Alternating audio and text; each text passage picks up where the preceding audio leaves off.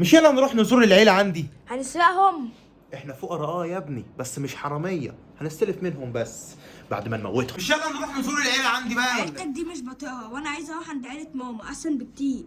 احسن بس مش احسن مني في الدار. مش يلا نروح للعيلة عندي ولا ايه؟ انا مش هروح لجده اللي بوصل منه 5 جنيه ده بس. هنقرا له الفاتحة بس مع عمامك وهرجعك الفيلا على طول. انا مش فاضي، روح انت مع الشغال.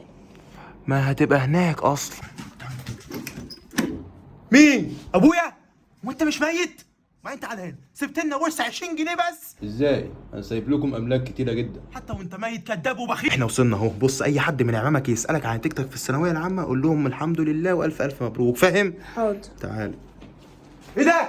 ابويا انت عايش؟ ايه يا حبيبي، جبت كام في الثانويه؟ بص، هو عمامك مش موجودين دلوقتي فنقرا له احنا الفاتحه عشان بابا. سرقت اخواتك لا ما وبتخون اخوك مع مراته الشغاله. ما انت اللي عملت كده زمان، فاكر لما كنت بتخون ماما مع الشغاله اللي كانت عندك وفاكرنا مش حاسين؟ ما انا مش عايزك تغلط نفس غلطتي زمان، علشان انا جبت منها 3 بنات، وعارف مين ال3 بنات دول؟ مين؟ هرس